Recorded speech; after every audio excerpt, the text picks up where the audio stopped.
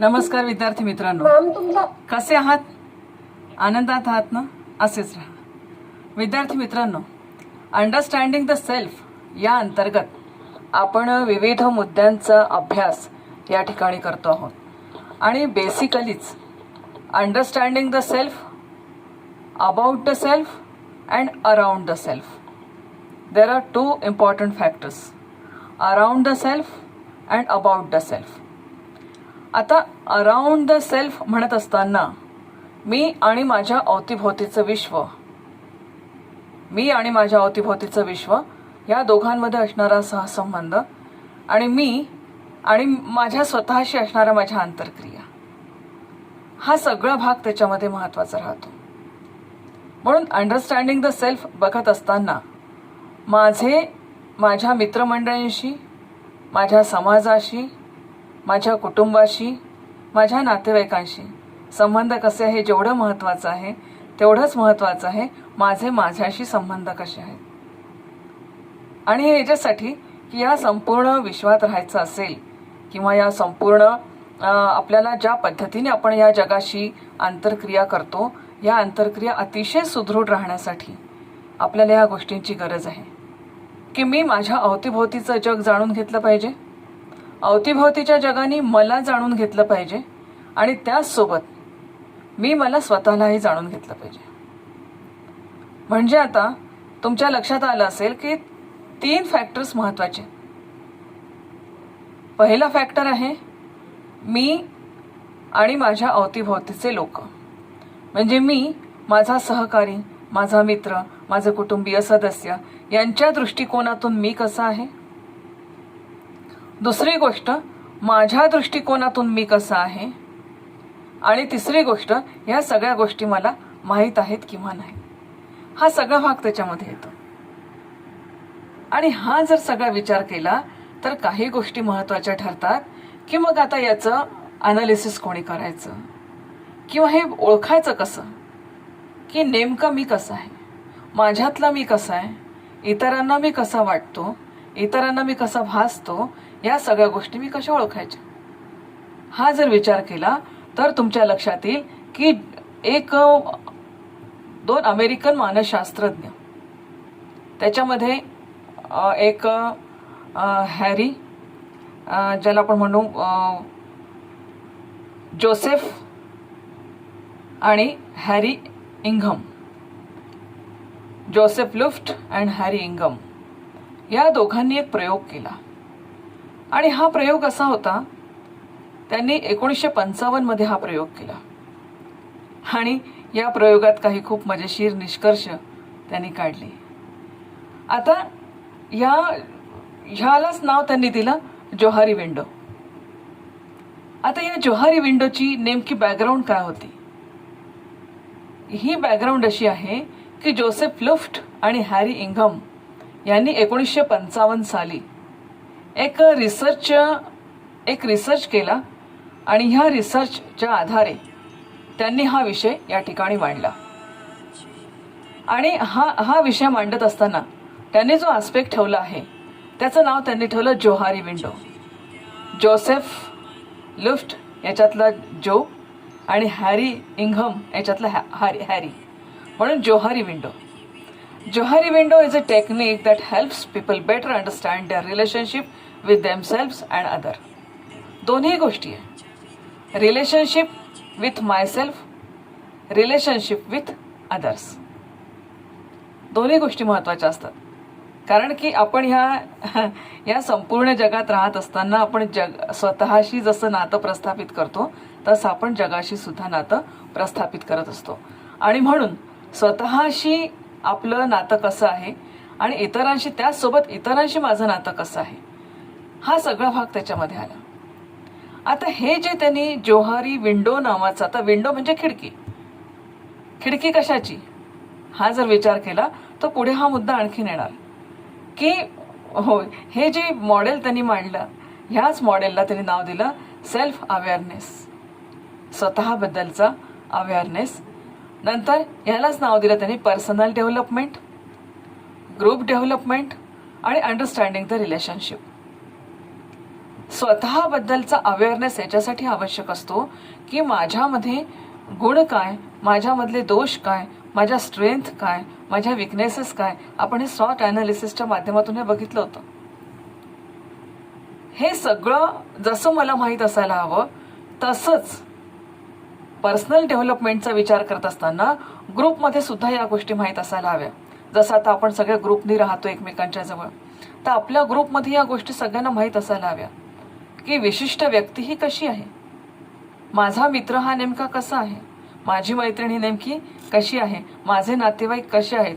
अगदी तुम्ही म्हणाल मॅरिड लाईफमध्ये नवरा बायकोंना सुद्धा एकमेकांबद्दलची माहिती असायला हवी असते की नेमके त्याच्यामधले स्ट्रॉंग पॉईंट्स काय, चांगले गुणधर्म काय, वाईट गुणधर्म काय, किंवा त्यांच्या स्ट्रेंथ काय आहेत, त्यांच्या विकनेसेस काय आहेत. या सगळ्या गोष्टी एकमेकांना माहीत असणं खूप गरजेचं असतं. आणि हे जेवढं एकमेकांना माहीत असेल तेवढी ही इंटरपर्सनलची रिलेशनशिप आहे, ही रिलेशनशिप अधिक स्ट्रॉंग व्हायला त्यातून मदत होते. म्हणून याला मॉडेल ऑफ सेल्फ अवेअरनेस म्हणतात, मॉडेल ऑफ पर्सनल डेव्हलपमेंटसुद्धा म्हणतात, किंवा ग्रुप डेव्हलपमेंटसुद्धा म्हणतात, किंवा अंडरस्टँडिंग द रिलेशनशिप. विशेषत्वाने हे मॉडेल जे वापरण्यात येतं ते कॉर्पोरेट सेक्शनमध्ये जास्त वापरण्यात येतं. तिथे अनेक लोक जेव्हा एकमेकांसोबत डीलिंग करतात, अनेक लोक जेव्हा एकमेकांसोबत कार्य करतात, त्यावेळेला एकमेकांशी जेवढे संबंध हे हेल्दी असतात तेवढं कुठल्याही ठिकाणचं वातावरण हे हेल्दी असतं. कारण शेवटी एखाद्या घराचं म्हणा, कुटुंबाचं म्हणा, संस्थेचं म्हणा, किंवा शाळेचं म्हणा, हे वातावरण केव्हा हेल्दी राहील, हे वातावरण तेव्हाच हेल्दी राहील जेव्हा या लोकांचे एकमेकांचे इंटरपर्सनल रिलेशनशिप जी आहे ती हेल्दी राहील.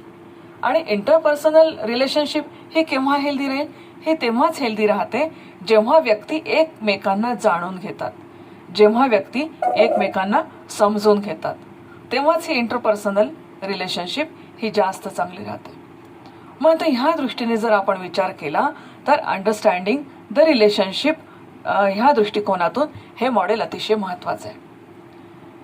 जोहारी विंडो ह्या मॉडेलला डिस्क्लोजर मॉडेल सुद्धा म्हटलं जातं. ह्या मॉडेलला फीडबॅक मॉडेल सुद्धा म्हटलं जातं. ह्या मॉडेलला सेल्फ अवेअरनेस मॉडेल सुद्धा म्हटलं जातं. आता हे का म्हटलं जातं याचा आन्सर तुम्हाला पुढे पुढे मिळेल. नंतर ह्याच मॉडेलला एक इन्फॉर्मेशन प्रोसेसिंग टूल असं सुद्धा म्हटलं जातं. आणि हे जे मॉडेल आहे हे मॉडेल जास्तीत जास्त पर्सनल अवेअरनेस करता. कारण कसं असतं ना, मला या जगात वावरायचं असेल तर मी माझ्या परसेप्शननी स्वतःकडे बघतो.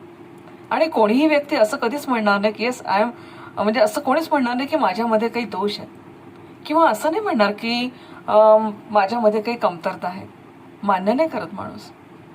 पण हे जेवढं इतरांकडून आपण जाणून घेतो, किंवा जेवढं आपण इतरांना सांगतो, तेवढ्या ह्या गोष्टी आपल्या व्यक्तिमत्वामध्ये जास्तीत जास्त चांगल्या पद्धतीने येत असतात.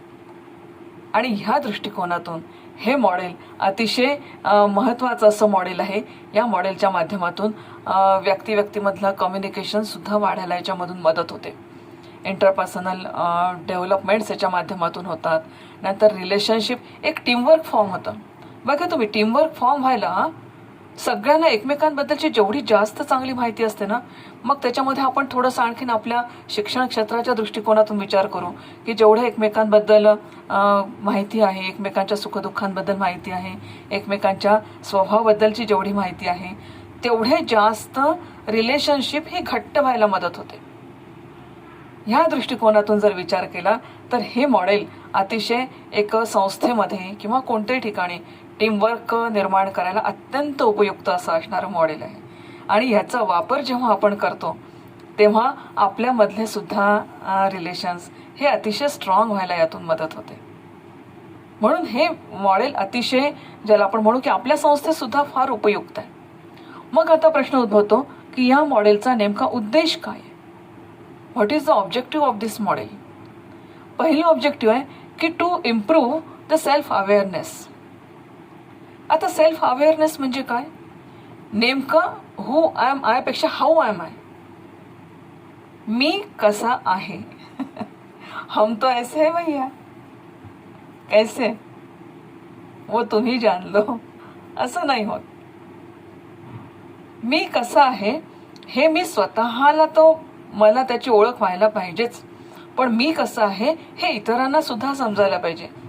म्हणजे मी आणि माझ्या समोरचा माझा सहकारी आमच्या दोघांमध्ये इतका ट्रान्सफरंट पडला पाहिजे की असं स्पष्ट आम्ही एकमेकांना पाहू शकलं पाहिजे की माझा स्वभाव कसा आहे, त्याचा स्वभाव कसा आहे, माझे विकनेसेस काय, त्याची विकनेसेस काय, त्याच्या स्ट्रेंथ काय, माझ्या स्ट्रेंथ काय, त्याच्या मनात कशाची भीती आहे, माझ्या मनात कशाची भीती आहे, त्याचे गुण कोणते, माझे गुण कोणते, त्याचे दोष कोणते, माझे दोष कोणते, त्याचे ऑब्जेक्टिव्स काय, त्याचे गोल्स काय, त्याचे डिझायर्स काय, नंतर त्याच्या व्हॅल्यूज काय आहेत, त्याचे लायकिंग्स काय आहेत, त्याच्या प्रायोरिटीज काय आहेत.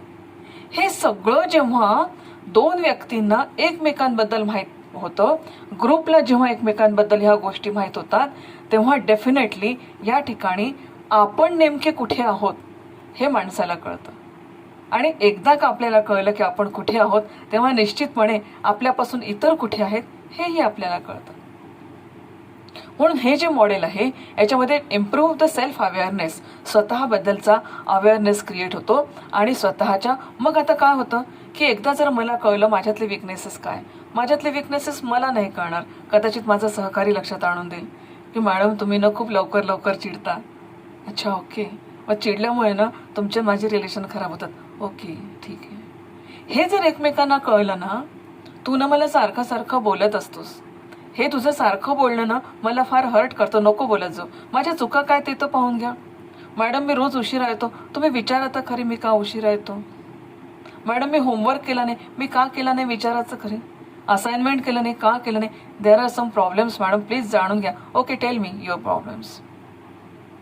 म्हणजे हे जेव्हा ह्या गोष्टी जेव्हा कळतात ना एकमेकांना, तेव्हा मग आपला जी पर्सनल डेव्हलपमेंट तर आहेच, परंतु आपल्यातलं एक कम्युनिकेशनमध्ये सुद्धा चांगल्या पद्धतीने आपलं कम्युनिकेशन होतं. कारण शेवटी कम्युनिकेशन काय, गिव्हिंग टेकिंग गिव्हिंग दोन्ही आहेत कम्युनिकेशनमध्ये. जसं आपण देतो तसं आपण घेतो. मी जेव्हा इतरांना काही सांगते तेव्हा त्यांनी ते प्राप्त केलंय किंवा नाही, आणि तो जेव्हा मला सांगतो तेव्हा मी तसंच्या तसं रिसिव्ह केलंय किंवा नाही. पुष्कळदा आपण सांगतो ते समोरच्याला कळतच नाही. मग आपण म्हणतो यार तुला रिसिव्ह का होत नाहीये, मी तुला सांगते but why you are not, तू का नाही ऐकून घेता माझं, तुला का समजत नाही. का समजत नसतं, तो रिसिव्हच करत नसतो. मग एखाद्याने जर आपलं रिसिव्हच केलं नाही तर मग त्याच्यामध्ये कम्युनिकेशन गॅप किती राहील. मग आपण म्हणतो की मी तुला सारखे सांगते पण तुला का समजत नाही. अरे तू जे सांगते ते मला नाही समजत आहे, तू वेगळं मला जे समजेल त्या पद्धतीने तू मला सांग. मग हे जे कम्युनिकेशन आहे हे कम्युनिकेशन त्याच्यामध्ये स्ट्रॉंग होतं. एवढंच नाही तर आपल्या ज्या इंटरपर्सनल रिलेशनशिप असतात आणि संस्थेमध्ये या खूप महत्त्वाच्या असतात, ज्याला आपण आंतरक्रियात्मक संबंध असं म्हणतो. ही जी इंटरपर्सनल रिलेशनशिप आहे, ही इंटरपर्सनल रिलेशनशिप ही अत्यंत महत्त्वाचा असा भाग आहे संस्थेमध्ये कुठलाही. आणि म्हणून ही बाब तिथे निश्चितपणे फुलफिल होते. आता विंडो म्हटल्यानंतर याच्यामध्ये 4 घटक महत्त्वाचे आहेत. जोहारी म्हणजे जोसेफ लुफ्ट अँड हॅरी इंगम यांनी 4 फॅक्टर्स महत्त्वाचे सांगितले आहे. 1 2 3 4. जसं आपल्या घराला एखादी खिडकी असते, त्या खिडकीमधून आपण बाहेरचं जग बघतो आणि त्या खिडकीत कोणी आलं तर तो आतलं जग बघतो, आणि मग दोघंही जण मिळून त्या खिडकीच्या बाहेर जाऊन बाहेरचं सुद्धा जग बघू शकतात. पण बाहेर कसं आलं पाहिजे हे कळलं पाहिजे, आणि बाहेरच्याला सुद्धा त्या आतल्या व्यक्तीला घेऊन कसं जग बघावं हेही कळलं पाहिजे. या सगळ्या गोष्टी महत्त्वाच्या आहेत. आणि म्हणून आता ह्याच्यातल्या 4 महत्त्वाच्या फॅक्टर्स कोणत्या हा जर आपण विचार केला तर तुमच्यासमोर काही गोष्टी येतील.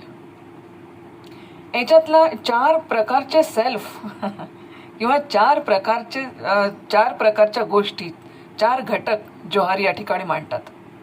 त्याच्यातलं पहिलं आहे ओपन. पहिली विंडो आहे ओपन विंडो. बघा देअर आर 4 म्हणजे 4 घटकांना मिळून एक विंडो त्यांनी आपल्याला दी आपल्या हातात. पहिली आहे ओपन. आता कसं असतं ना आपल्या आता इथून खूप इंटरेस्टिंग फॅक्टर आहे. आता तुम्ही आणखीन छान म्हणजे अतिशय इंटरेस्टिंग आहे त्या गोष्टी. कसं असतं ना आपल्यामध्ये एक सेल्फ असा असतो, म्हणजे स्व जो आहे आपला हा ओपन सेल्फ असतो. ओपन सेल्फ म्हणजे कसा की which is known to me myself, जो मला माहिती आहे. हा सेल्फ मला माहिती आहे की मी कशी आहे. मी रागीट आहे, मी आळशी आहे, मी खादाड आहे, व्हॉटेवर जे असेल ते, हे सगळं मला माहिती आहे. पण जे मला माहिती आहे ना, तेच open to other, known to other, that is open self. तेच इतरांनाही माहीत आहे. माझ्यातले असे काही गुण किंवा दोष आहेत जे which is known to me and which is known to others. आता नोन टू मी, समजा मी आळशी आहे, known to me, I know I am आळशी, I know. Others also know की मी आळशी आहे, हे माहिती आहे. मला सकाळी लवकर उठायला आवडत नाही, हे जसं मला माहिती आहे तसं इतरांनाही माहिती आहे. मला वेगवेगळे पदार्थ खायला आवडतात, हे जसं मला माहिती आहे ते इतरांना माहीत आहे. मी रागीट आहे, माझ्यातला दोष रागीट आहे, हे जसं मला माहिती आहे तसं इतरांनाही माहिती आहे. म्हणजे असे काही ॲडजेक्टिव्ह असतात, असे काही गुणवैशिष्ट्य असतात, जे गुणवैशिष्ट्य मलाही माहिती आहे आणि इतरांनाही माहिती आहे. That is open self. असं ना आपण म्हणतो ना पुष्कळ, यार वो बंदा है ना बहुत ओपन हार्टेड है, दिलखुलास व्यक्तिमत्व ज्याला आपण म्हणतो, खूप दिलखुलास असतात. सर म्हणजे there is no hidden part. Open self, माझ्यातला ओपन सेल्फ कसा असतो, ज्याच्यात काहीच लपलेलं नाही, सगळं ओपन टू ऑल, सगळ्यांना माहिती आहे. Which is known to others, which is known to myself, that is open self. दुसऱ्या प्रकारचा जो सेल्फ असतो आपल्यामध्ये, हे सगळे आपण स्वतःची ओळख करून घेतो बरं का. दुसरा जो सेल्फ आहे तो हिडन सेल्फ. आता हिडन सेल्फ म्हणजे कसं आहे की जो मी लपवलेला आहे, which is not known to self, sorry, which is not known to others. मी लपवून ठेवलेला आहे तो इतरांपासून, जो इतरांना माहीत नाही आहे. उदाहरणार्थ, मला अतिशय घरात पसारा करायला आवडतो, पण जेव्हा माझ्याकडे जेव्हा कोणी येतं तेव्हा माझं घर इतकं स्वच्छ आवरलेलं असतं की लोक म्हणतात, वा यांना तर खूप नीटनेटकेपणाची आवड आहे.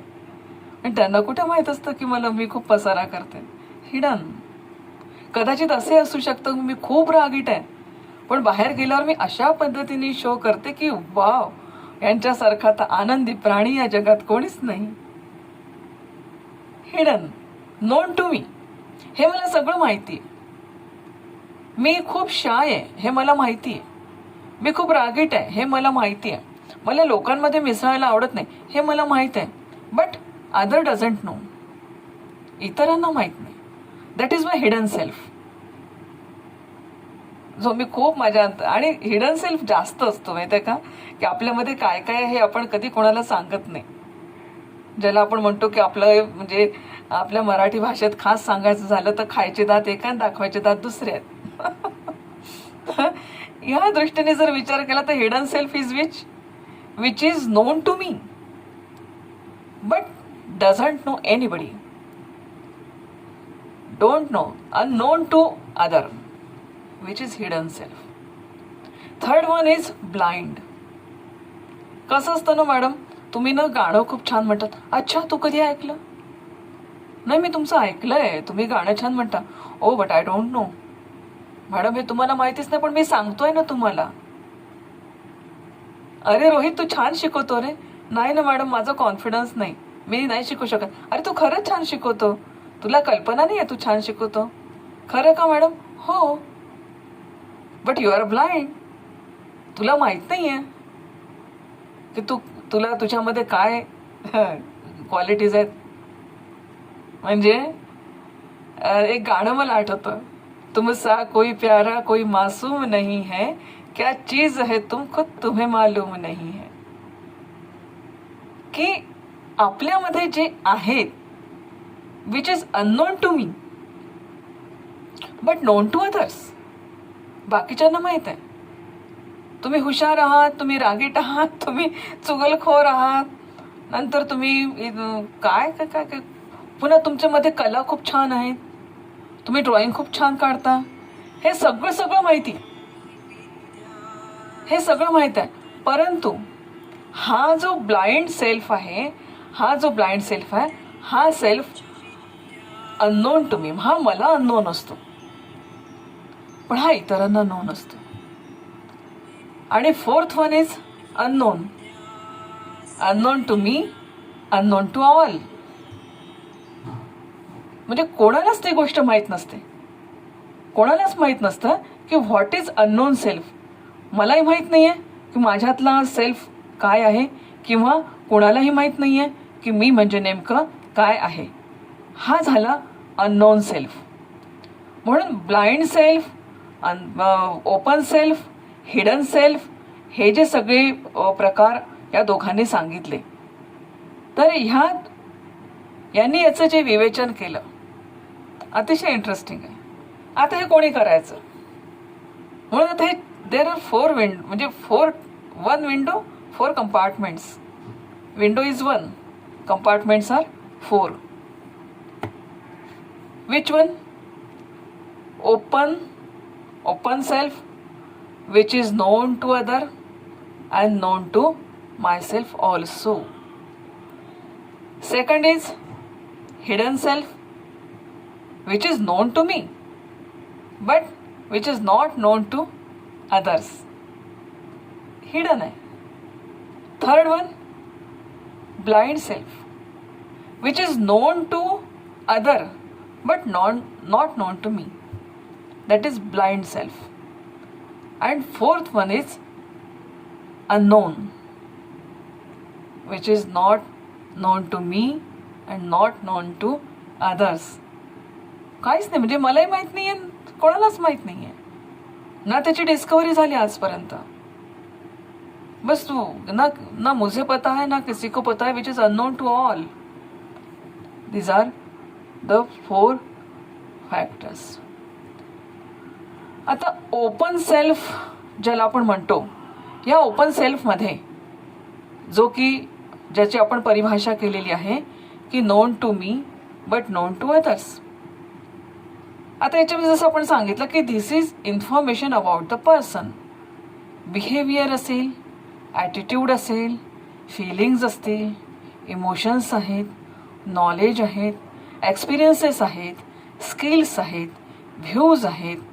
हे सगळ्या प्रकारचं जे नॉलेज आहे किंवा हे सगळ्या प्रकारच्या गोष्टी आहे, ह्या सगळ्या प्रकारच्या गोष्टी मला सुद्धा माहीत आहे माझ्याबद्दल आणि माझ्या ग्रुपला पण माहीत आहे माझ्याबद्दल. आपला असतो ना असा एक ग्रुप असतो की त्या ग्रुपमध्ये सगळ्या गोष्टी सगळ्यांना माहीत असतात. अगदी म्हणजे आपल्या आयुष्यातल्या सगळ्या गोष्टी माहीत असतात. मी किती वाजता उठते, मला काय आवडतं, मला जेवायला काय आवडतं, है ना. ह्या सगळ्यांना म्हणजे असा एक आपला ग्रुप पण असतो, असा एक छान फॉर्म केलेला ग्रुप असतो आणि आपण म्हणतो की यार वो मेरा बहुत अच्छा दोस्त है. क्यों दोस्त है अच्छा? क्योंकि उसको सब पता है. आणि हे सगळं माहिती असताना याच्यामध्ये हा जो ओपन सेल्फ जो आहे, हा ओपन सेल्फ इन्क्रीज करणं हे माणसाचं ध्येय असावं लागतं.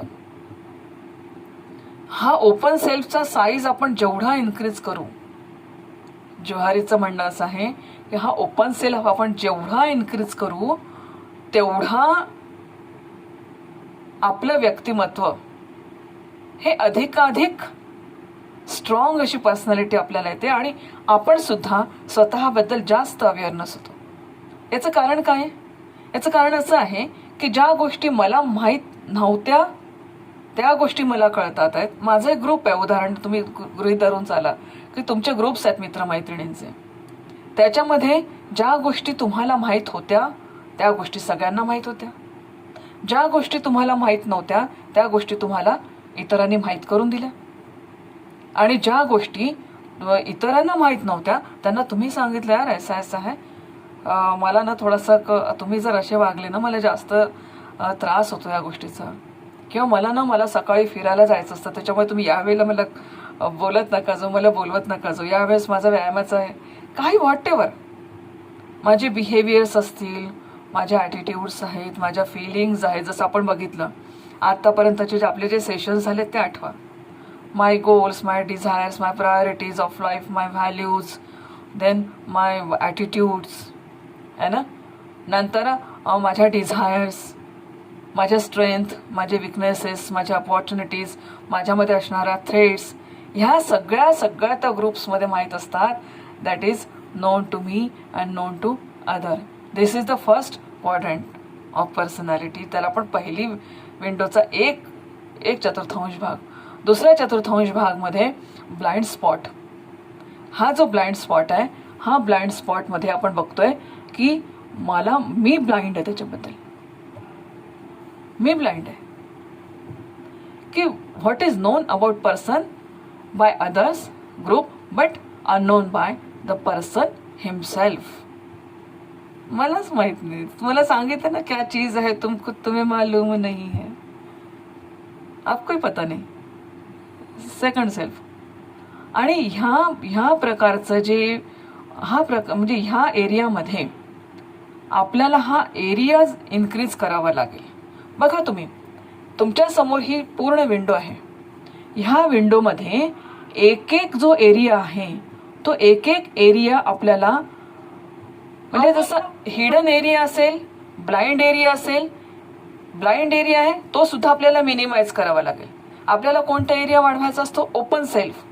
कारण जोहारी काय म्हणतो, जेवढा तुमचा ओपन सेल्फ हा ब्रॉड असेल, जेवढा तुमचा ओपन सेल्फ हा मोठा असेल, तेवढं तुमचं व्यक्तिमत्व हे जास्तीत जास्त जगाच्या दृष्टिकोनातून एक चांगलं व्यक्तिमत्व असतं. किंवा हे व्यक्तिमत्व कसं असतं की त्याचं जगाशी सहसंबंध चांगले राहतात, जगाशी इंटरपर्सनल रिलेशनशिप त्याची चांगली राहते, नंतर त्याचं कम्युनिकेशन चांगलं राहतं. आणि एवढंच नाही तर त्याची ती पर्सनॅलिटी, त्याचं व्यक्तिमत्व हे अतिशय, ज्याला आपण म्हणूया ओपन माइंडेड असं व्यक्तिमत्व ते आपण समजतो. Open hearted, open minded, whatever आपल्या भाषेमध्ये जे असेल ते. मग आता ओपन हार्टेड आणि ओपन माइंडेड असं जर व्यक्तिमत्व आपल्याला घडवायचं असेल तर आपल्याला आपला ओपन सेल्फ नॅचरली वाढवावा लागेल. हे पटतंय तुम्हाला? ओपन सेल्फ आपल्याला आपला वाढवावा लागेल. पण मग तो वाढवायचा कसा? तर याच्यासाठी आपल्याला काय करावं लागेल? याच्यासाठी आपल्याला काही गोष्टी मिनिमाइज कराव्या लागतील आणि काही गोष्टी आपल्याला वाढवाव्या लागतील. आता ओपन सेल्फ, ओपन एरिया आपला जर लहान आहे, काही पर्सनॅलिटीजमध्ये ओपन एरिया खूप हे असतं. आपण म्हणतो ना खूप आतल्या गाठीचे, बाबा काही समजत नाही ते कसे आहेत, जाणूनच घ्यावं लागतं त्यांना ते कसे आहे. सांगणार नाही, पोटातलं पाणी हालू देत नाही. याचं कारण की हिडन सेल्फ जास्त आहे. आणि काही लोक कसे असतात की समोरच येत नाहीत, ते इनिशिएटिव्ह घेत नाही, ते पुढेच येत नाही. अरे कोणीतरी प्रेझेंटेशन करा रे, आता मी प्रेझेंटेशन केलं तर कसं करू? पारधेला वाटतं अरे मी केलं तर मॅडमला काही वाटणार तर नाही, माझं चुकणार तर नाही, मला कोणी रागवणार तर नाही, मला कोणी हसणार तर नाही. बरं येतं चांगलं, बरं का, अतिशय सुंदर प्रेझेंटेशन करू शकतात. पण पुढे ब्लाइंड सेल्फ, त्यांनाच माहीत नसतं आपण किती छान बोलू शकतो आणि आपण किती छान. मग इथे नो युअर सेल्फ हा जो भाग आहे हा खूप महत्त्वाचा आहे. मग आता ओपन एरिया जो आपल्या व्यक्तिमत्वातला अत्यंत छोटा एरिया झालेला आहे, त्याच्यामुळे आपले व्यक्तिमत्व सगळे संकुचित झालेले आहेत. आणि हे इतके संकुचित झाले आहेत की ग. माडगुळकरांनी खूप छान एक हे केलं आहे, ज्याची त्याला प्यार झोपडी, झोपडी तले सखे सौंगडी. म्हणजे फक्त मी आणि माझ्या पुरतं, मला बाकीच्यांशी काही देणं घेणं नाही किंवा मला बाकीच्यांशी काही करायचं नाही. इतका आपला हा ओपन सेल्फ, इतका एरिना म्हणतात त्याला, हा एरिना आपला इतका स्मॉल झालेला आहे, त्याच्यामुळे आपण अगदी बाजूच्या फ्लॅटमध्ये काय घडत आहे आपल्याला कळत नाही, बाजूच्या लोकांची काय दुःख आहेत आपल्याला कळत नाही, त्यांच्या घरात काय घडतं आपल्याला, याचा अर्थ त्यांच्या घरात डोकावून पाहणं हा होत नाही, परंतु इतकं आपण असे आयसोलेटेड होऊन गेलेलो आहोत. आणि खरंच आयसोलेशनमध्ये जाण्याची वेळ येते तेव्हा त्रास होऊन राहिला आता. पण मानवजात किती आयसोलेटेड झालेली आहे. काही नाही, मी आणि माझी व्हरायटी, बस नवरा बायको 2 मुलं आपले फिरणार, मी आणि माझी व्हरायटी घेऊन मी माझा खुश आहे, मला बाकीच्यांशी काही देणं घेणं नाही. अरे असं कसं म्हणतो? मग तुझे बाकीच्यांशी संबंध कसे चांगले राहणार? तू म्हणशील की मग माझ्यासाठी कोणी काहीच करत नाही. अरे तू कर ना सगळ्यांसाठी. तुझा ओपन सेल्फ वाढव ना. जोपर्यंत तुझा ओपन सेल्फ तू वाढवणार नाही तोपर्यंत जगाशी तुझा संपर्क येणार कसा? आणि जगाशी संपर्क आला नाही तर तुझ्यासाठी तुझं व्यक्तिमत्व किती खुरटून जाईल. जस्ट इमॅजिन, जस्ट थिंक, विचार करायच्याबद्दल. मग हा जर ओपन सेल्फ मला वाढवायचा असेल तर निश्चितपणे मला हिडन एरिया हा थोडासा मिनिमाइज करावा लागेल. बघा तुम्ही, हिडन एरिया मिनिमाइज केला तर हिडन एरिया गेला ओपन सेल्फमध्ये. आणि इकडे ब्लाइंड एरिया सुद्धा, ब्लाइंड जो एरिया आहे तो मिनिमाइज करावा लागेल. आता कसा करायचा हा प्रश्न निर्माण होतो. सो आता हा जर आपल्याला अशा पद्धतीने जर आपल्याला हा मिनिमाइज करायचा असेल तर आता आपल्याला काय करावं लागेल बघा. जो आपल्यातला हिडन एरिया आहे हा हिडन एरिया मिनिमाइज करण्यासाठी मला इतरांना रिसिव्हिंग फीडबॅक मला फीडबॅक घ्यावे लागतील काही.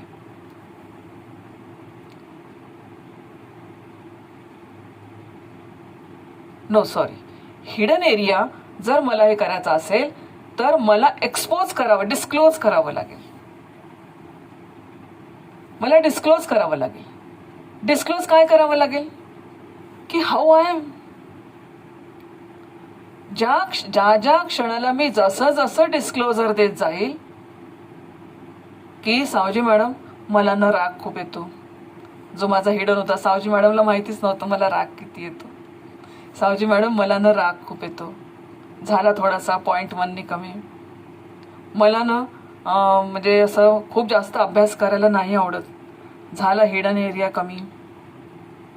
मला गाणे ऐकायला नाही आवडत, झाला हिडन एरिया कमी. मी लपवून ठेवला होता सावजी मॅडमपासून, त्यांना कळवलंच नव्हतं मी या गोष्टी काही. त्यांना असं वाटत होतं की मॅडमला खूप अभ्यास करायला आवडतो, खूप गाणे ऐकायला आवडतात, खूप पिक्चर्स पाहायला आवडतात. नाही ना माझं अक्षर खूप छान आहे असंही त्यांना वाटतं. नाही मॅडम तसं काहीच नाही आहे. जो हिडन पार्ट आहे, डिस्क्लोज द हिडन सेल्फ. जेवढ्या गोष्टी मी माझ्या परिसरामध्ये, माझ्या समूहामध्ये, माझ्या पार्टनरमध्ये जेवढ्या गोष्टी मी ओपनली डिस्क्लोज करते तेवढा माझ्या ओपन सेल्फचा एरिया हा वाढत जातो. बरोबर आहे. सो म्हणजे डिस्क्लोज युअर सेल्फ, डिस्क्लोजर द्यायचं आपल्याला, किंवा एक्सपोज युअर सेल्फ. आपल्याला एक्सपोज करायचं स्वतःला. त्याच्यात मग आता कमीपणा वाटून घ्यायचा नाही. माझ्यामध्ये दुर्गुण असेल सांगा, हरकत नाही काही. यार हम तो ऐसे है भैया हम तो ऐसे है भैया. दोष आहेत सांगता आले पाहिजे. हा असं पण असू शकतं की माझे गुण मला माहित आहे पण इतरांना माहित नाही, माझा हिडन सेल्फ आहे तो, पण तो सुद्धा मला डिस्क्लोज करता आला पाहिजे. जेवढं मी जास्तीत जास्त डिस्क्लोज करेल तेवढा आता माझा हिडन पार्ट कमी होईल की नाही. 100 गोष्टी मी हाईड केल्या होत्या, 100 पैकी 50 मी डिस्क्लोज केल्या, म्हणजे 50% माझा जो हिडन एरिया आहे हा hidden area convert into open area, तो ओपनमध्ये कन्व्हर्ट झाला. सो आपल्यामध्ये ज्या गोष्टी आपला हिडन सेल्फ आहे, हा हिडन सेल्फ जेवढा आपण एक्सपोज करतो, डिस्क्लोज करतो, तेवढं आपल्या ओपन सेल्फचं पर्सेंटेज वाढत जातं. इकडे 50% मी हिडन एरिया जसा मी कमी केला तसा माझा ओपन सेल्फ 50%नी वाढत गेला. म्हणून हिडन सेल्फ कमी करायचा आहे, कारण जेवढा माझा ओपन सेल्फ चांगला असेल तेवढं माझं या जगाशी कम्युनिकेशन चांगलं होईल आणि तेवढं माझं पर्सनॅलिटी ही छान चांगल्या प्रकारची राहील आणि समूहामध्ये मी मुख्य चांगलं जीवन जगू शकेल. हा सगळा विचार आहे त्याच्यामध्ये.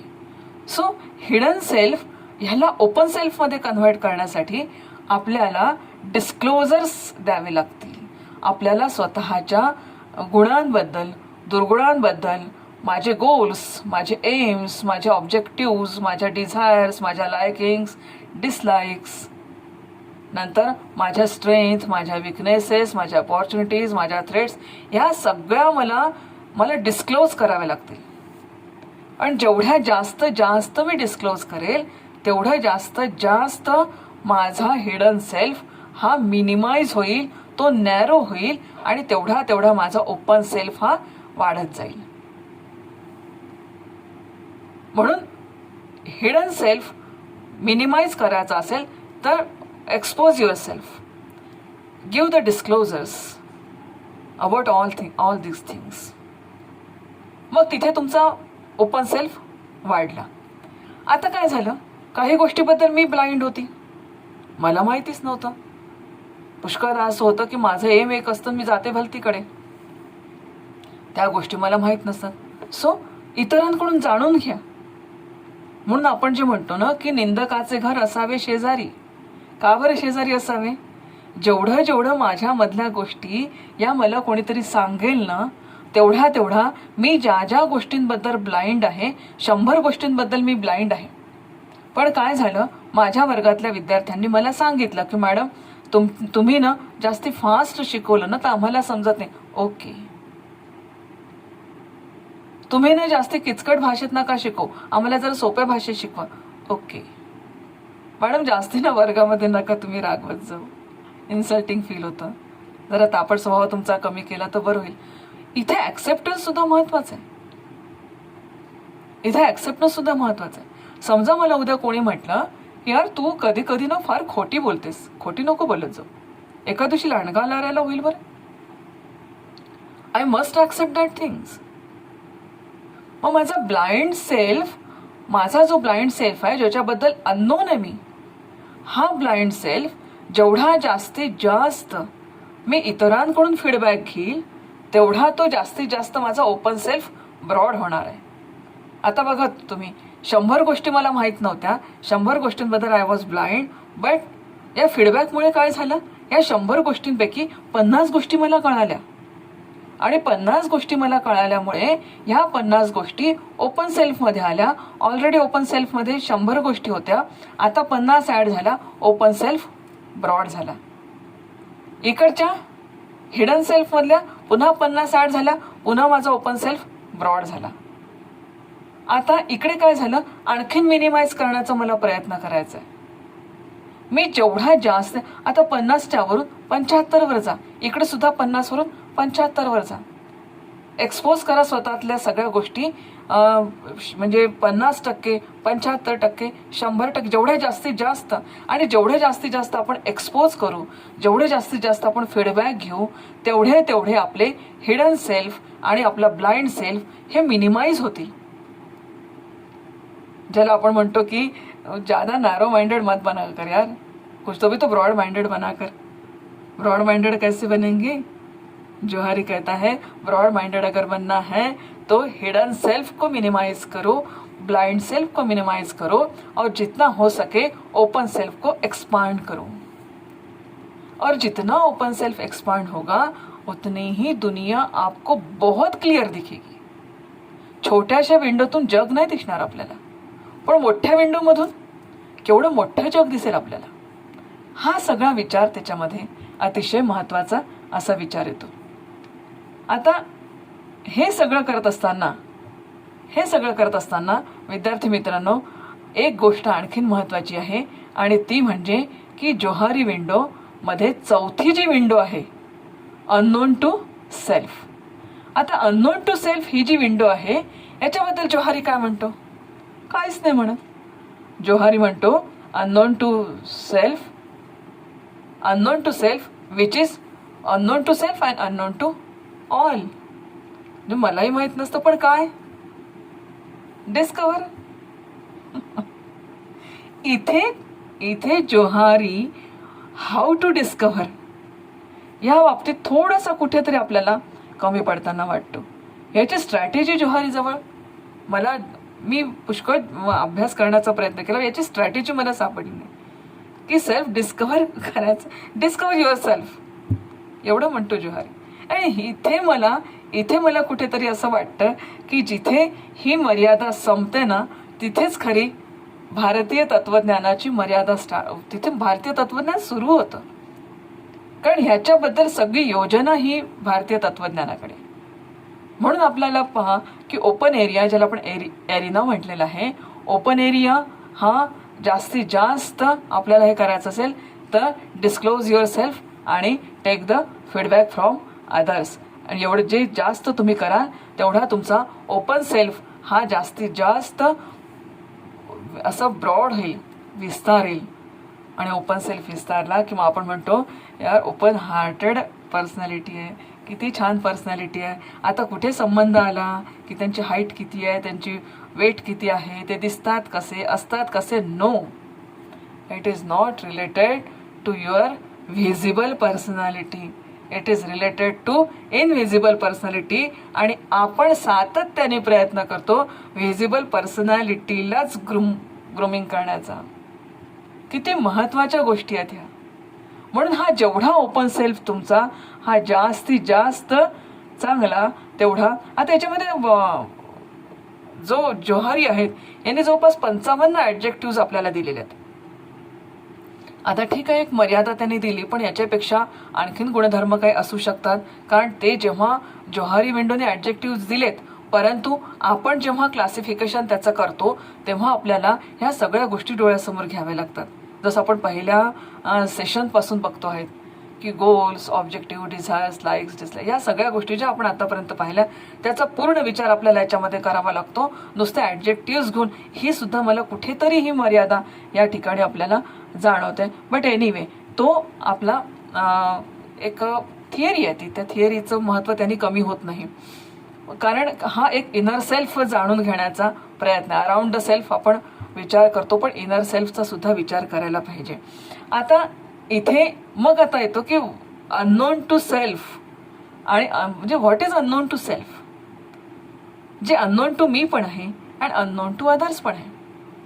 आता मजा अशी आहे मित्रांनो की आत्तापर्यंत जे आपण विवेचन जे पूर्ण बघितलं ना, open self, hidden self, blind self, unknown self, open to, known to me, known to other, known to me but unknown to other, unknown to me but known to others, हे सगळे जे सेल्फ आपण बघितलेत ना, हे सगळे self मला एकटीला नाही शोधायचे. मजा ही आहे, जेव्हा जोहारी विंडो ह्याबद्दल वर्कआउट करायला देतात, जेव्हा जोहारी आपल्याला हे वर्कआउट करायला देतात, तेव्हा ते असं म्हणतात की मी माझी विंडो तुमच्या हातात देणार, माझ्या पार्टनरच्या हातात.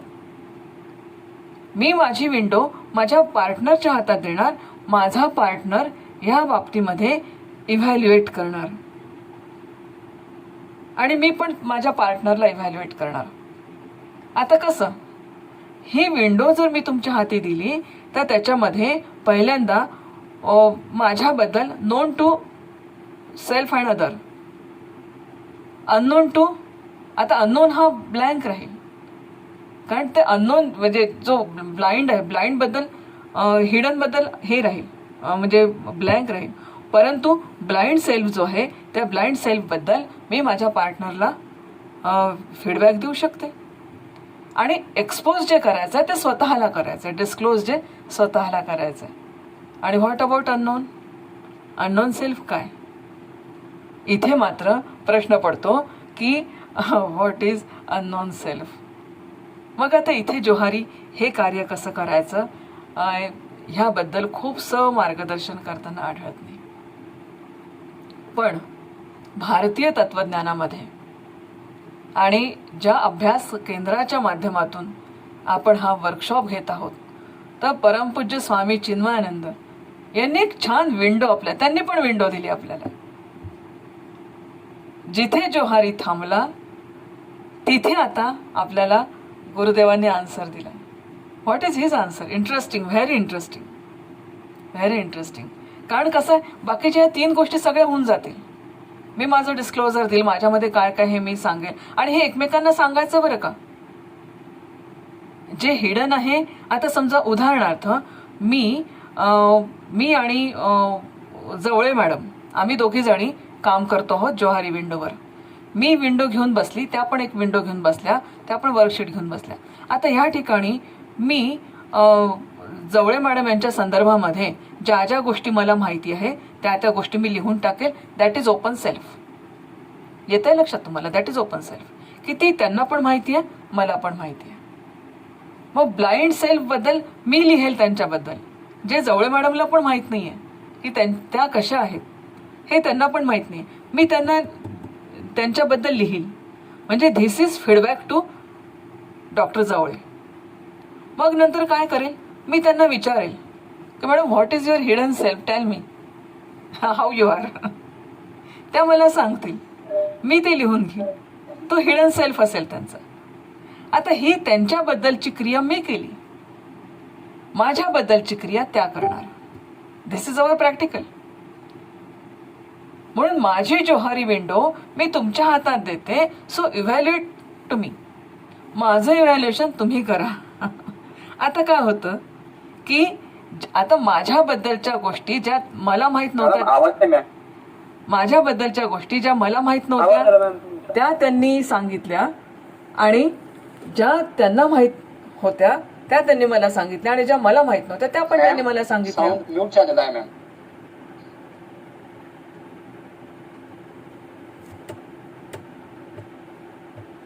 हा जर सगळा आपण भाग लक्षात घेतला तर तुम्हाला लक्षात येईल की ही जी जोहारी विंडो आहे, या जोहारी विंडोचं प्रत्यक्ष जे प्रेझेंटेशन आहे किंवा प्रत्यक्ष जे प्रॅक्टिकल आहे, हे प्रॅक्टिकल सुद्धा तेवढंच इंटरेस्टिंग आहे जेवढं इंटरेस्टिंग ही जोहारी विंडो आहे. या जोहारी विंडोमध्ये माझी जोहारी विंडो मी इतरांच्या हातात देणार आणि इतरांच्या मदतीने माझा ओपन सेल्फ मी ब्रॉड करणार.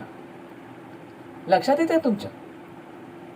म्हणून आता प्रत्येकाने आपली एक जोहारी विंडो ही आपल्या पार्टनरला दे. बघा, हे नुसतं कॉर्पोरेट सेक्शनमध्ये असं नाही, आपल्या मित्रमैत्रिणींमध्ये, मित्रांमध्ये सुद्धा हे आवश्यक असतं. आणि खूप संध्याकाळी फिरायला गेलं, करावं एकमेकांचं इव्हॅल्युएशन की टेक माय जोहारी विंडो आणि इव्हॅल्युएट मी. म्हणजे हे सगळं अराउंड सेल्फ आपण हे सगळं करतोय. बट प्रश्न असा येतो की आता जो मी स्वतःला अननोन आहे, जो मी स्वतःला माहित नाही, त्याचं मॅडम मी कसं करायचं, ते मला माझं पार्टनर कसं सांगू शकणार, किंवा ते मी कसं डिस्कव्हर करायचं. म्हणून अननोन सेल्फ जो आहे, this is the part of discovery, self discovery, ज्याला आपण म्हणू की स्वतःची अंतर्मनातली यात्रा आपल्याला या ठिकाणी स्टार्ट करावी लागते. सो ह्या ठिकाणी जर आपल्याला प्रश्न पडला असेल की what is unknown self, so what is his answer. His means आता या ठिकाणी सुरू होते सेल्फ अवेअरनेसच्या संदर्भात सेल्फ डिस्कव्हरी. अतिशय इंटरेस्टिंग आहे. आणि हे ज्या क्षणाला आपण सुरुवात करतो ना मित्रांनो, त्या क्षणाला आपलं आयुष्य बदलल्याशिवाय राहत नाही. आज प्रयत्न करून पहा तुम्ही. काय म्हणतात गुरुदेव, काय म्हणतात की पहिली विंडो त्यांनी जी सांगितली आहे ती म्हणजे इंट्रॉस्पेक्ट डेली. स्वतःचं निरीक्षण स्वतःला करता आलं पाहिजे. अगदी कसं की नदीच्या काठावर उभं राहून जसं मी नदीतल्या पात्रातल्या जशा वस्तू पाहत राहतो तसं मला निरीक्षण करायला पाहिजे. अगदी एखादा गार्ड ऑफ ऑनर घेणारा ऑफिसर हा गार्ड ऑफ ऑनर कसा घेतो तसं निरीक्षण करता आलं पाहिजे. काय काय काय काय काय काय इंट्रॉस्पेक्ट डे. रोजचं रुटीन मला आज सकाळपासून संध्याकाळपर्यंत माझं रुटीन काय झालं, मी काय केलं, मी कोणाशी बोललो, कसा बोललो, का बोललं, काय करायला हवं होतं, काय करायला नको होतं, कसं वागायला हवं होतं, कसं वागायला नको होतं, हे सगळं या ठिकाणी मी वागलो ते योग्य आहे का, मी विचार केला तो योग्य आहे का, जो मी विचार केला तो फक्त तो माझ्या स्वार्थासाठी केला की याच्यात बाकीच्यांचंही काही कल्याण होतं. कारण माझ्या स्क्रिप्चर्स मला सांगतात, माझे स्क्रिप्चर्स मला अलाव करत नाही एकट्याचा स्वार्थाचा विचार करण्यासाठी. मी विचार केला पाहिजे जगाच्या कल्याणाचा, मी विचार केला पाहिजे माझ्या कुटुंबाच्या कल्याणाचा, मी विचार केला पाहिजे समाजाच्या कल्याणाचा, मी विचार केला पाहिजे वैश्विकतेचा, वैश्विक कल्याणाचा. माझी छोटीशी कृती सुद्धा वैश्विक विकासाला कारणीभूत ठरू शकते. हा जर मी विचार केला तर इंट्रॉस्पेक्ट डेली, रोज आपण इंट्रॉस्पेक्ट. याच्यासाठी गुरुदेवांनी सांगितलंय की तुम्ही तुमची स्पिरिच्युअल डायरी तयार करा. एक रोजची आपली डायरी तयार करा, त्याच्यात लिहून काढा काय योग्य होतं, काय अयोग्य होतं. छान आपण संध्याकाळी लेटलो आहे, झोपल्या लेटल्या दिवसभराचं जे तुमचं रुटीन झालं त्याच्याबद्दल इंट्रॉस्पेक्ट करा. जेव्हा जेव्हा तुम्ही मेडिटेशनला बसा तेव्हा स्वतःला इंट्रॉस्पेक्ट करू शकता. माझ्यातले चांगलं काय, वाईट काय, ह्याचा उपयोग मी कसा केला पाहिजे.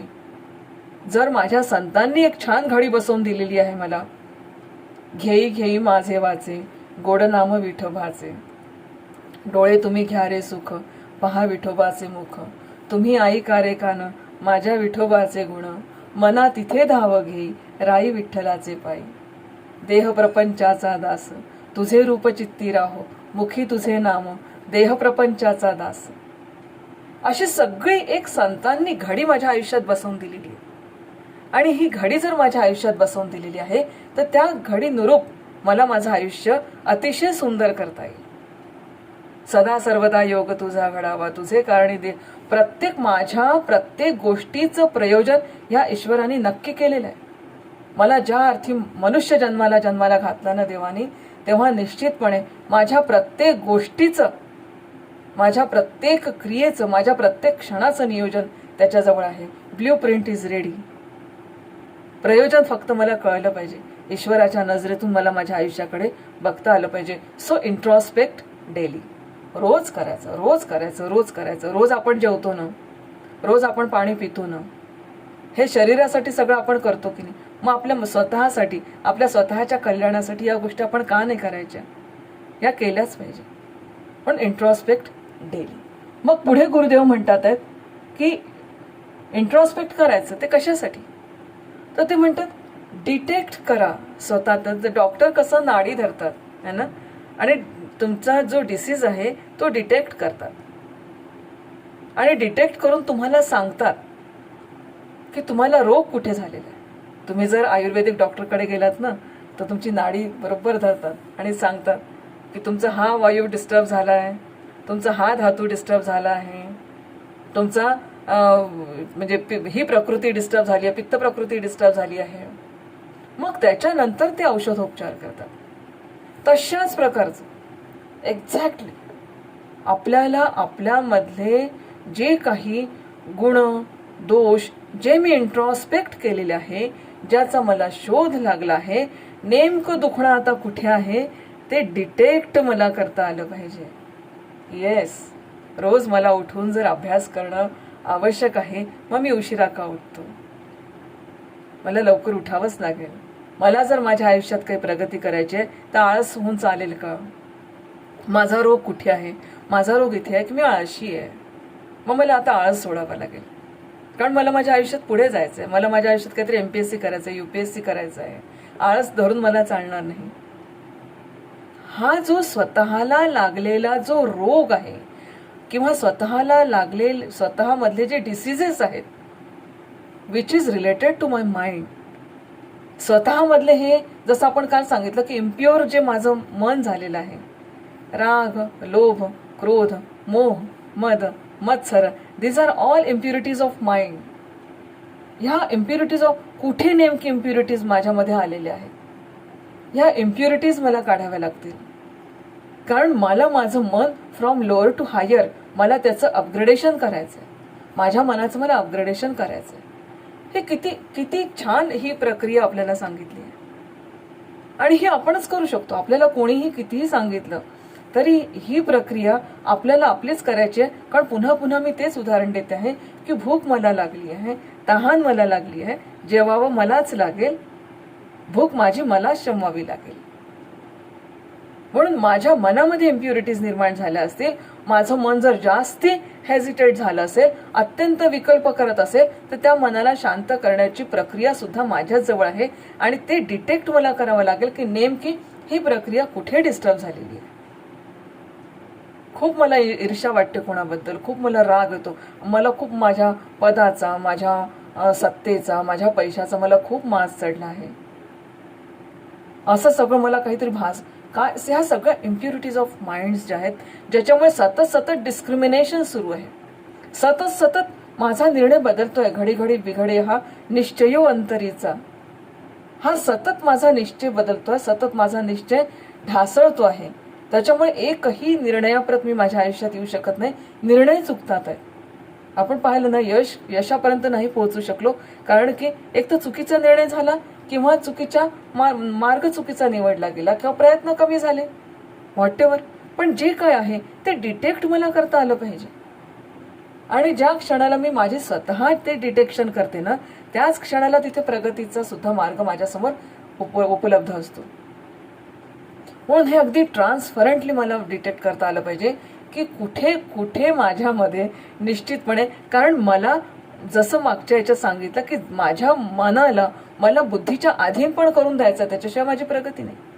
सो मला कुठे माझ्या मनाला कुठे नेमकं इम्प्युअर माझं माइंड झालेलं आहे, हे इम्प्युअर माइंड शोधणं हे खूप महत्वाचं आहे. त्याच्याशिवाय मी पुढे जाऊ शकणार नाही. पुढचा मार्ग गुरुदेव काय सांगतात आपल्याला? पुढचा मार्ग ते सांगतात की निगेट रुथलेसली.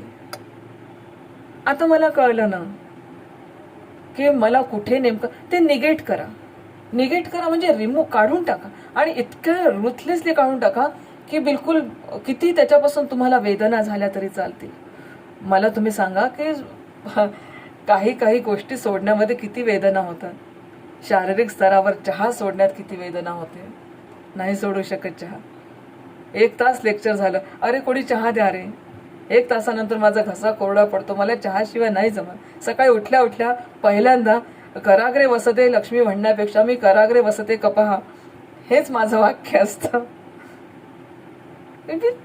मग मला मी माझ्या स्वतःच्या मनाला आता निगेशन जेव्हा मला करायचं आहे, जेव्हा मला या गोष्टी रिमूव्ह करायच्या आहे, तेव्हा मात्र मला अत्यंत रुथलेसली की इतका मला निर्धार करावा लागेल आणि काढून टाकावं लागेल की नो, हे माझ्या विकासाकरता या गोष्टी अतिशय ज्याला म्हणतात आपण अडथळा आहेत माझ्या विकासामध्ये, आहे, मला सोडून द्यावे लागतील. खूप रागामुळे काय होऊन राहिलं, माझे जवळजवळचे लोक तुटल्या जाऊन राहिले हो माझ्यापासून. अतिशय जवळजवळचे लोक माझ्यापासून चाललेत. माझ्या आसक्तीमुळे काय झालं, जेव्हा माझ्या जवळचा मला अतिशय आवडणारा दागिना चोरीला गेला ना, तेव्हा मला मेंटल हॉस्पिटलमध्ये दाखल करावं लागलं. काय करू, माझं खूप प्रेम होतं त्या दागिन्यावर. हे सगळं शोधून काढता आलं पाहिजे. आणि हे जेव्हा आपण शोधून काढतो तेव्हा त्या निगेट करता आल्या पाहिजे त्या गोष्टी, की नाही आता मला ह्या अगदी एखादा स्टोन आपल्या समोर आणल्यानंतर आपण जसं छन्नी हातोड्यानी त्याला ठोकतो एखादा शिल्पकार आणि त्यातून एक सुंदर मूर्ती घडते ना, तसं नको असलेला आपल्या सुद्धा स्वभावातला भाग रिमूव्ह करणं, काढून टाकणं आणि आपल्या स्वभावाची अतिशय सुंदर मूर्ती घडवणं, हे काम आपणच करू शकतो. म्हणून तिसरा जो आस्पेक्ट गुरुदेवाने दिलेला आहे तो दिलेला निगेट रुथलेसली.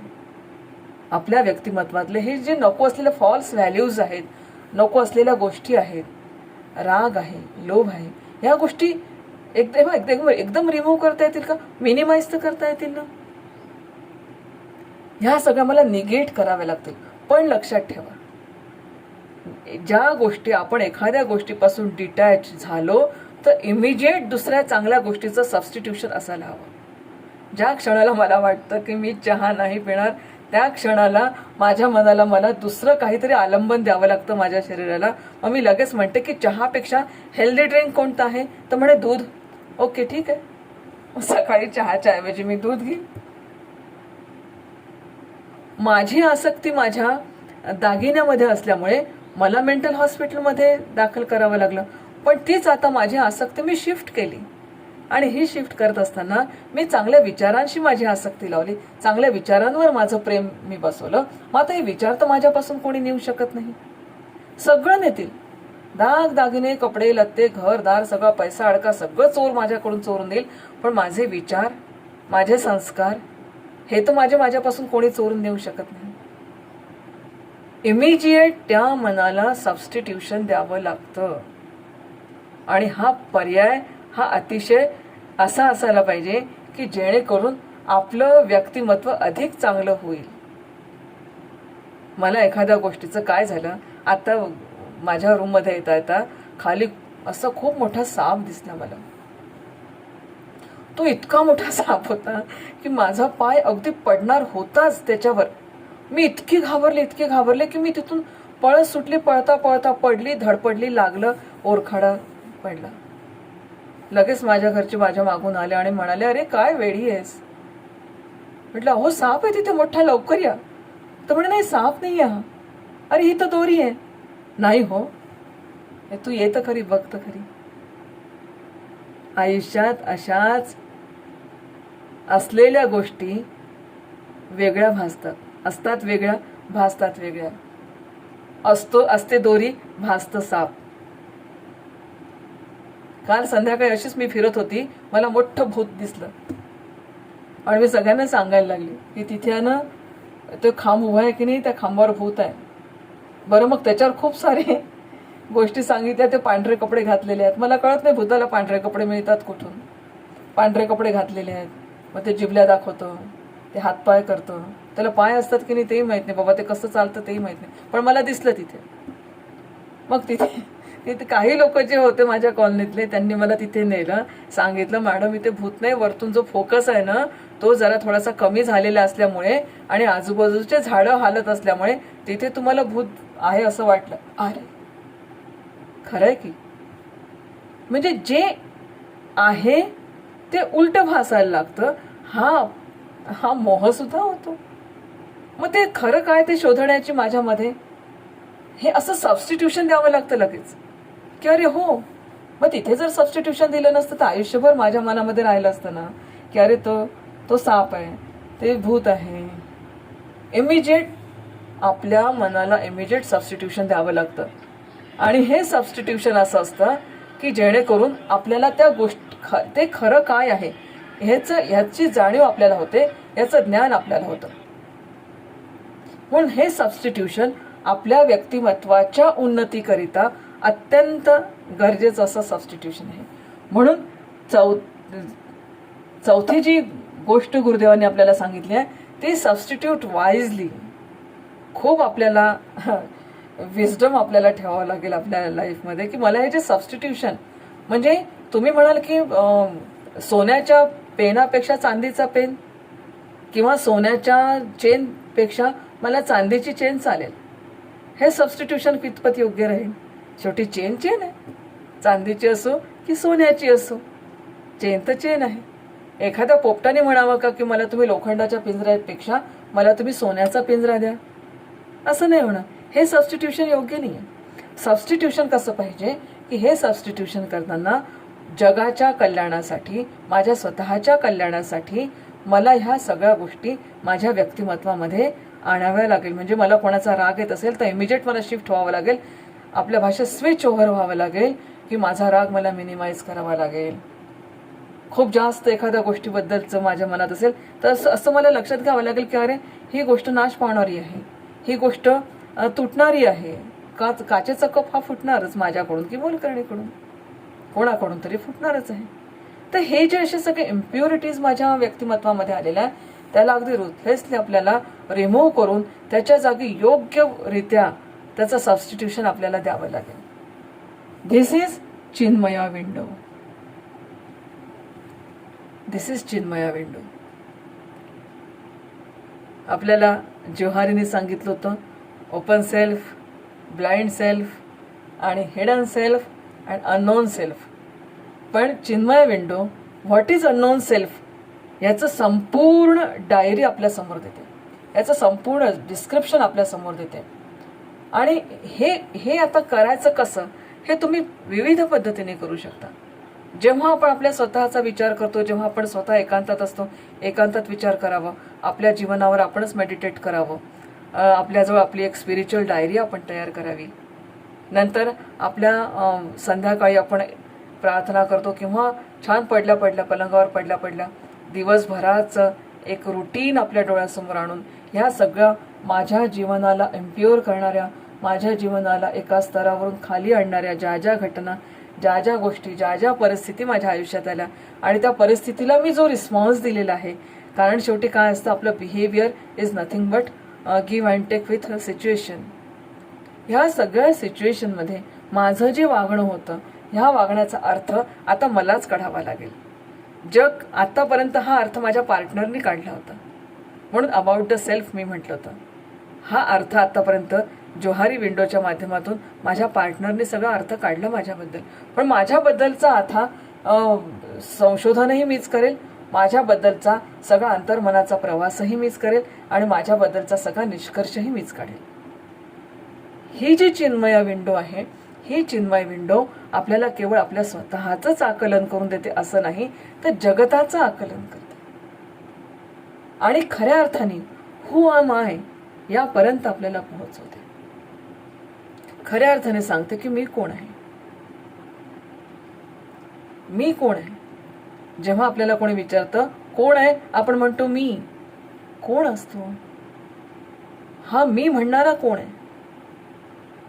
केनोपनिषदमध्ये याचं खूप छान वर्णन केलं आहे. मनाचे जे मन, प्राणाचा जो प्राण. माझ्या मनाचं मन आहे, माझ्या डोळ्याचा डोळा आहे, माझ्या कानाचा कान आहे, माझ्या प्राणांचा प्राण आहे. आणि हे जे माझ्या प्राणाचा प्राण, मनाचं मन, कानाचं कान, हे जे सगळं माझ्यामधलं जे तत्व आहे ना, जे केवळ माझ्यात आहे असं नाही, हे सृष्टीमधल्या प्रत्येक घटकामध्ये. कुत्र सुद्धा ऐकू शकतं, मांजर सुद्धा ऐकू शकतो, झाडांना सुद्धा भावना आहे.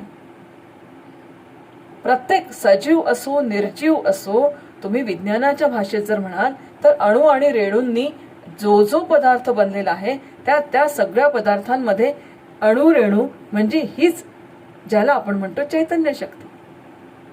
कुठलाही घ्या तुम्ही, जिवंत असो, मृत असो, भिंत असो, लाकूड असो, प्रत्येक मध्ये अणु रेणू हा व्याप्त आहेच, जो अतिशय सूक्ष्म आहे. विज्ञानाच्या भाषेत ज्याला अणुरेणू म्हणतात त्यालाच तत्वज्ञानाच्या भाषेत म्हणतात चैतन्य. मग हे जे सगळ्यांमध्ये विद्यमान आहे हे वेगळं नाहीये. असं काही नाही की माझ्यामध्ये थोडं आहे, तुमच्यामध्ये जास्त आहे, एखाद्या अपंग माणसामध्ये कमी आहे, मृत आणि एखाद्या झाडामध्ये कमी, असं काही नाही. ते या ठिकाणी आहे त्या ठिकाणी नाही असंही काही नाही. ते इथे आहे तिथे नाही असे नाही, अमेरिकेत खूप आहे भारतात कमी आहे असंही काही नाही. कुठेही जा ते सगळीकडे विद्यमान आहे आणि त्याचाच मी एक, तेच मी आहे. हा जो शोध लागतो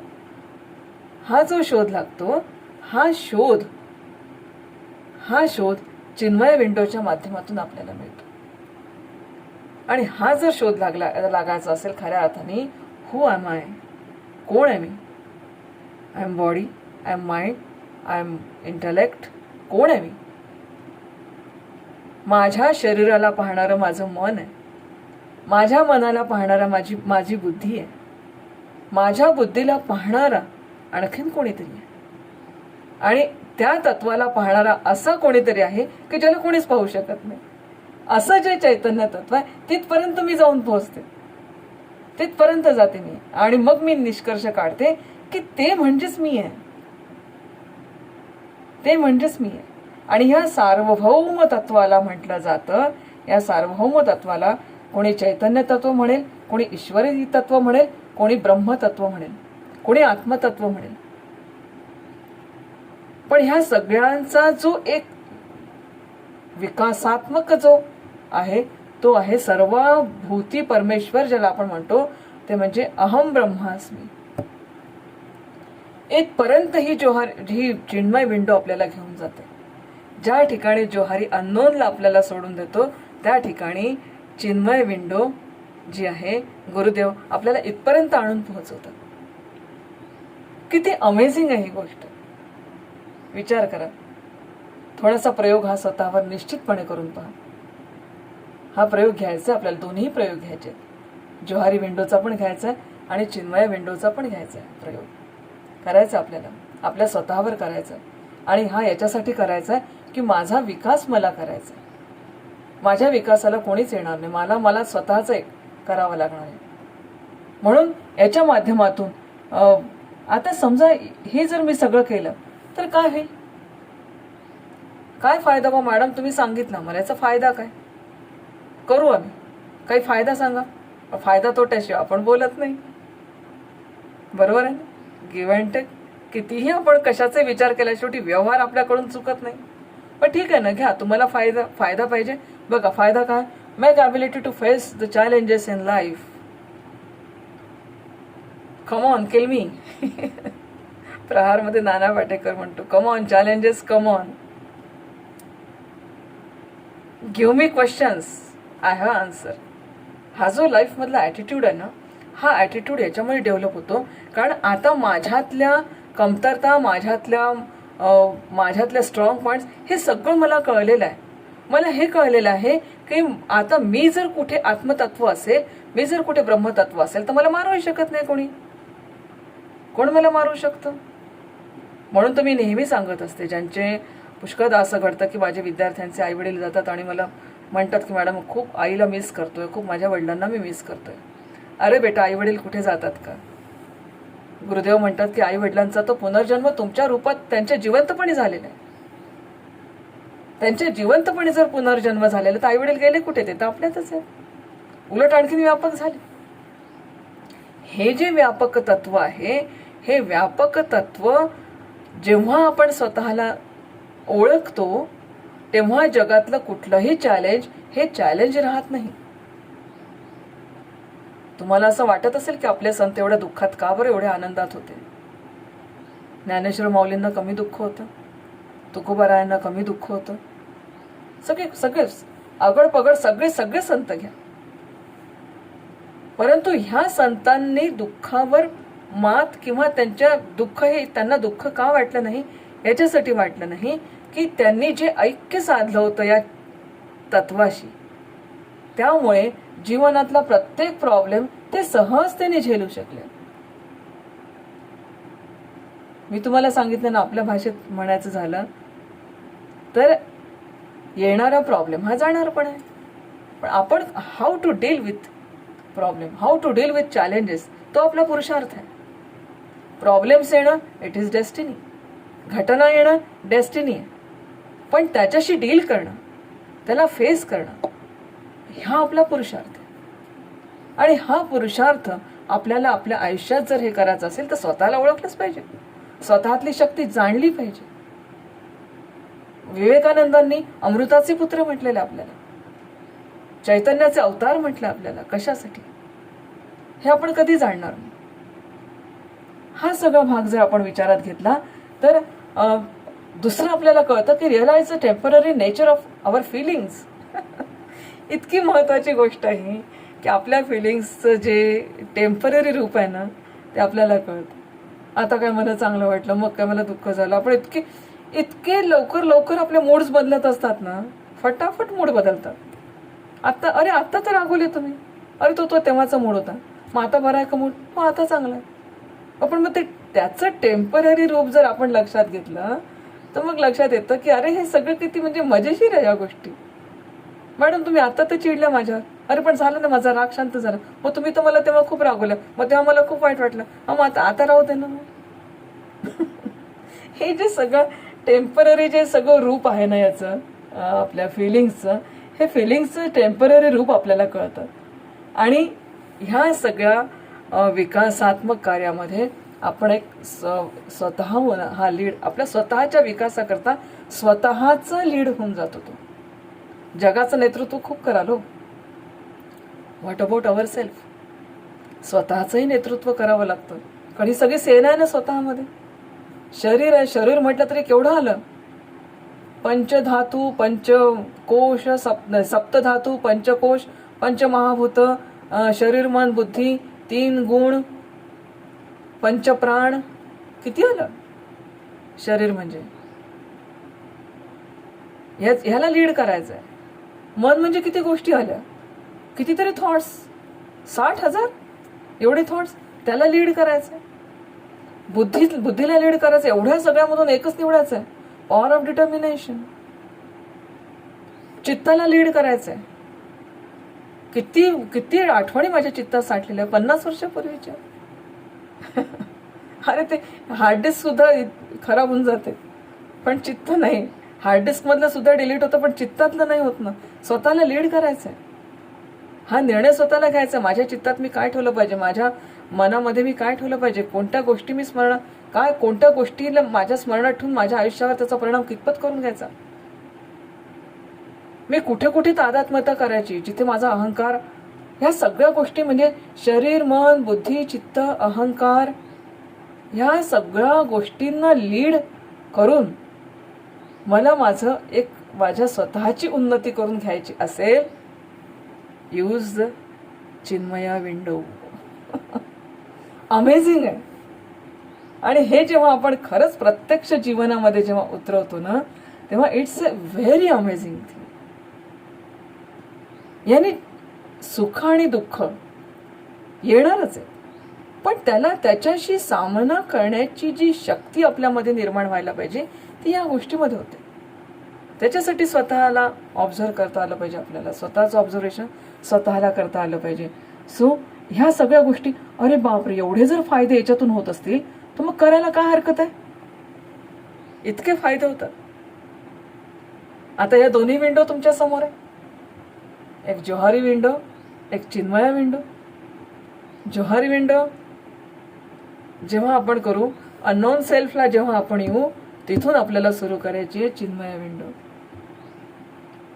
first you should know your partner.